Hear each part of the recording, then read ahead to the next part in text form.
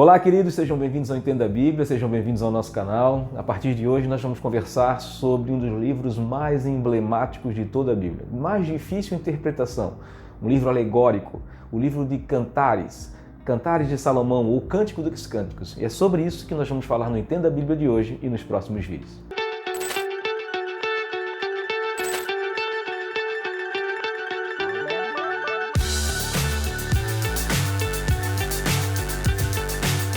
Como o próprio primeiro versículo sugere, o autor do livro é Salomão, Cantares de Salomão. Acredita-se que talvez Salomão não tenha compilado o livro, ele tenha feito esse cântico, ou esses cânticos, ou esse teatro, ou essa narrativa, ou essa poesia toda, simplesmente para ser usada em momentos festivos da época do período de Israel, mas que não estava sido compilado na Bíblia, ou nas Escrituras Sagradas, ou na Tanar, no Antigo Testamento judeu. Então, ninguém sabe ao certo dizer se foi compilado por Salomão no 9º século antes de Cristo ou se no 4º século antes de Cristo isso foi colocado nas escrituras judaicas. A gente não sabe dizer e explicar isso corretamente. A gente sabe que faz parte do cânon bíblico, faz parte do cânon judaico, então a gente entende que Cantares de Salomão é um livro que está ali para a gente ler, para a gente entendê-lo e o porquê dele estar ali, da gente interpretar ele de maneira correta. E a grande dificuldade é interpretá-lo de maneira correta. Que seria ele uma história de um triângulo amoroso? Seria ele uma história de Deus sendo o noivo e Israel sendo a noiva? Seria ele a ideia de Cristo sendo noivo e a igreja sendo a noiva? Seria ele uma história de um amor que Salomão teve, um casamento que Salomão teve, um dos casamentos que Salomão teve?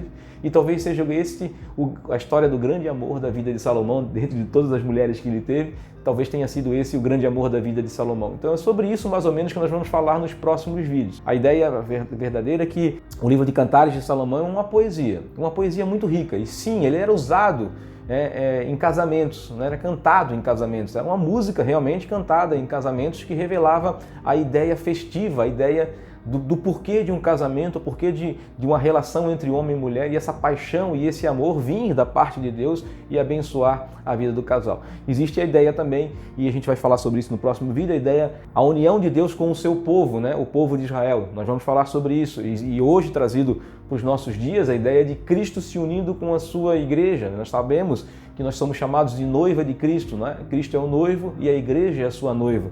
Assim como no Antigo Testamento Deus era o noivo, ou Deus era o marido e Israel era a esposa ou era a noiva. Então essa alegoria existe e nós podemos permitir que isso aconteça na nossa interpretação e com certeza talvez o livro de Salomão foi usado no Antigo Testamento pelos antigos, pelo povo antigo, pelo povo da Antiga Aliança desta forma, assim como não tem problema ser usado pela igreja dessa forma para elucidar o amor de Deus pela sua igreja, o amor de Cristo pela sua igreja e como Cristo prova o seu amor para conosco, morrendo por nós, sendo nós ainda pecadores e precisando da sua purificação, precisando de ser lavados e remidos por Ele, para que nós pudéssemos participar, sim, dessas bodas, desse casamento que está revelado lá no livro de Apocalipse. Então, o livro de Cânticos é esse livro emblemático, um livro emblemático que não fala o nome de Deus, um livro emblemático que não cita de maneira alguma, nem de maneira implícita, a presença de Deus, ou o nome de Deus, ou levando para Deus, mas mesmo assim, de maneira alegórica, nós entendemos